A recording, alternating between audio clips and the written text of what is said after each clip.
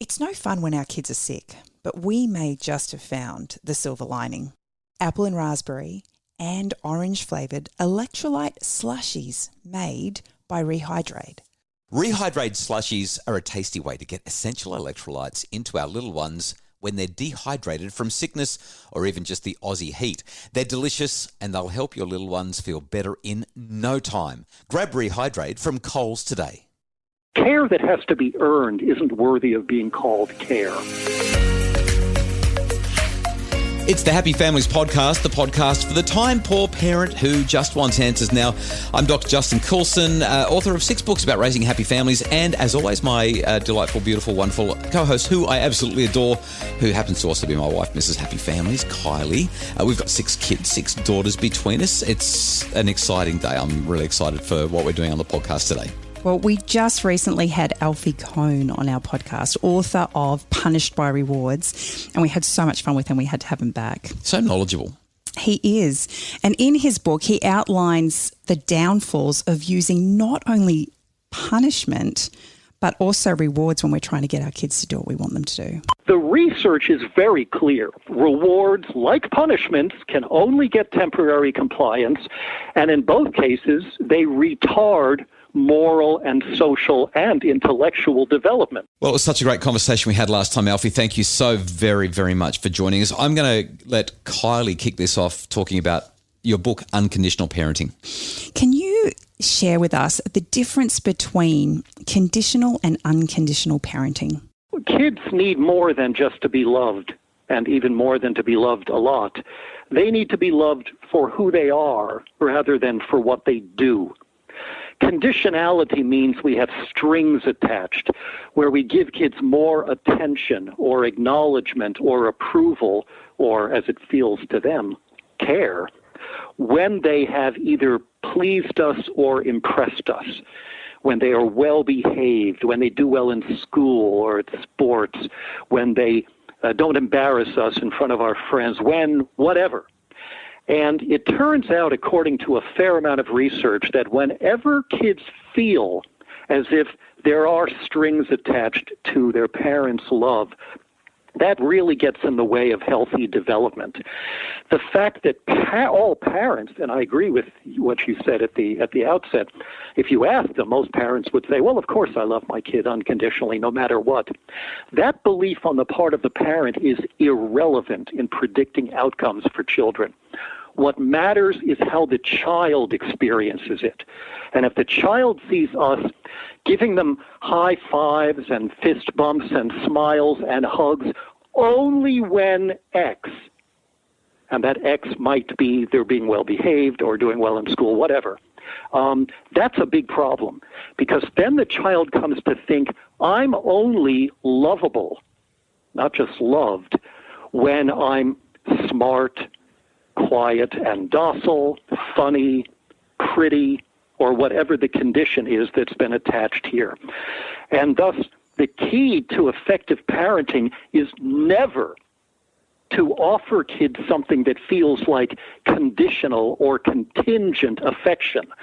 And the 2 most obvious versions of conditional parenting, the kind that does such harm, is praise, positive reinforcement, and its flip side, time out, which is where we literally separate the child from us physically when the child hasn't pleased us. That's what conditional parenting looks like, and that's what we should try to avoid. So a couple of things that's prompted for me. First of all, we're not going to have time today to talk about time out and probably even praise, if I'm frank, just because of the way this podcast works. But I would love to get you back to talk about time out, because I think it's such a hot button issue that parents really want to explore. So you've been generous in talking to us, and I'd love to do that. I ran a webinar a couple of months ago about praise, and we had one of the highest responses to that webinar that we've ever had, talking about the perils of praise and how it can undermine. So I'm going to refer people back to that webinar. It's available in the Happy Families store if they want to find out the problems with praise and why we want to be very careful in the way we do that. But I do want to pick up on what you've just said about that conditionality and share 2 anecdotes. One of them is something that a parent shared with me, and one of them is a personal one. every now and again I do get a little bit personal because I've had a wonderful experience that I like to share, or sometimes I've failed and I want to share that. Let me start with the anecdote that came from a person who spoke to me about this topic. We were talking about the idea of conditionality and praise, and this gentleman said to me that they were a church-going family, and every Sunday he would comment to his daughter, "Oh, you look so beautiful in that dress." No matter what dress she was wearing, he would comment on her beautiful appearance. Until one day when she walked into his room, not on a Sunday, but on another day, and of course he didn't make the comment about the dress because she wasn't wearing the dress, she looked at him and said, "Daddy, am I only beautiful when I wear a dress? Because that's the only time you tell me that I'm beautiful." Mm-hmm. There's that sense that he thought he was being a lovely, delightful, engaged, loving, unconditional father who was praising and sharing the joy that he saw in his daughter's presence, but she was hearing it so differently. She was hearing it that it's kind of like the child that says, "Do I only draw beautiful pictures when I've done this and not that?" The other one that I guess takes us in a totally different direction was on our recent Father's Day. I had this experience, and it may bring tears to my eyes even as I recall it now. My children filled in a little booklet that talked about my dad does this, my favourite words that my dad says to me, the kinds of things that we do together, all those kinds of reminiscences about what my kids love doing with me. I have 6 kids, so obviously I had 6 of these booklets to go through, and it was just a delight. Even my son-in-law filled one in. It was wonderful. But my 13-year-old daughter, on the page that said, "I know my dad loves me because," she wrote, "I'm me and that's all he wants me to be." And I had that moment, Alfie, where I just thought, I think I might be getting this right. Because even though I've written the books and things, you still have moments where you think, oh my goodness, these kids are really hard work and I don't know if I'm doing it right all the time. But to get that feedback, I thought that's the essence of unconditionality, right? They love me because I'm me, and that's all right. I need to be. Yeah, and in fact, some research has asked young adults, did you ever feel like your parents loved you more when you hid your anger or sadness, when you did well in school, when you were well behaved, and so on. And that was tapping that. So you got a spontaneous bit of premature feedback in exactly the way that we would hope for. So it's what the child thinks, how they experience it, that's important. Conditional parenting, unfortunately, is what many parenting writers are proposing to us, variations of, don't punish, reward, or don't give them tangible rewards, give them verbal rewards. I love you when you do something this. Bad. Yeah. Exactly. Or, when they're doing something obnoxious, don't pay attention to them, ignore them, which is just horrible to think about this, that even my very attention, my presence is contingent on your behavior. That becomes an economic transaction. And one would hope that the family would be an escape where there would be care that care that has to be earned isn't worthy of being called care. Oh, I love that. And most traditional discipline is about exactly that. And I should add very quickly, I don't know what you said, of course, in your other podcast about praise, but most people who criticize praise come at it from a very conservative direction, where they say the problem is we're giving praise too often or too easily, and it should be harder for kids to earn that. And that is exactly the opposite of what I'm saying.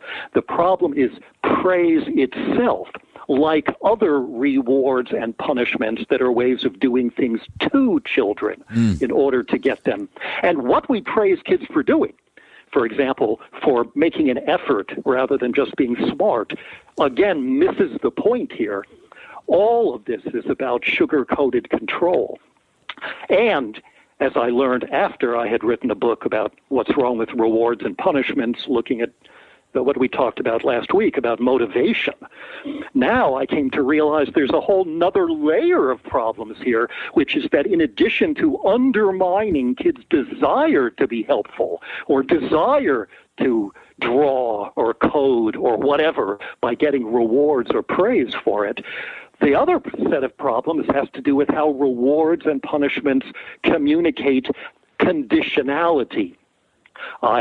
I love you, I'm excited by you only when you do this. And so part of what makes parents rise to their potential as parents is to make sure that there are never strings attached and kids never experience it that way, that we love them for no damn good reason. I just absolutely love what we're talking about today, Alfie. But I'd love it if you could help me as a parent with some tips that I can use when I'm dealing with really tough stuff. How do I reach my children with unconditional parenting in those times where I just am ready to lose it? One is to do more asking and less telling. The more we can elicit the experience of our children, get their perspective, how things that are going on feel to them, the more likely it is we can respond with helpful guidance that's supported by a kind of foundation of unconditional support. I mean, as I like to say about praise, if praise is offered, if there's unconditional love present, praise is unnecessary. And if unconditional love is not present, praise certainly isn't going to help. A second thing we can do is to actively do that perspective taking. Even if we have trouble drawing our kids out and sharing, maybe because they're too young or too skeptical of our willingness to hear what they're really thinking, we can try to, as a mental exercise, think, what if I were her, how would I have heard what I just said? It's not just would I like it if somebody said that to me, it's would I like it if I were her and somebody said that or did that to me. And the more we can put ourselves not just in the shoes but in the feet of our children, the more likely it is that we will be doing that unconditional support. And then I guess my third suggestion would be, if you're lucky enough to have a co-parent, have that person check you, watch you, offer you feedback. And whether you have that co-parent or not, bring your child along and say, honey, if I ever do something like I think what I did last Thursday that made you feel really bad, tell me about it. I want to know so I can get better as your dad or mom.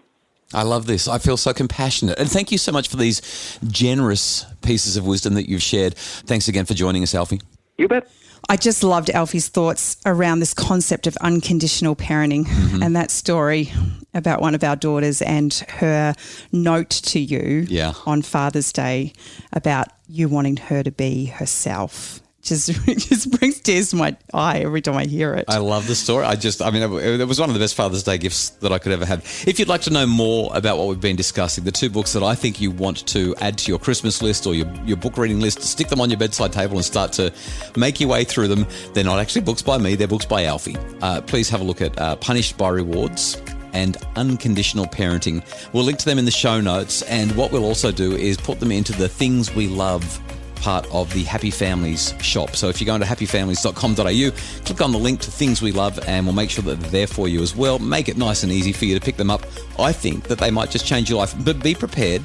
There's some pretty heavy lifting in those books. Well, thank you so much for being a part of the Happy Families podcast. We love having you listen. We love getting your reviews as well. Thanks for sending those 5-star reviews through. We love to share them with everyone, and we appreciate you doing that because it helps other people to find out about the podcast. If you would like to know more about how we can help to make your family flourish, please check out happyfamilies.com.au. That's where you can find out about our memberships. We're also on Instagram, and you can check us out at Facebook, Dr. Justin Coulson's Happy Families.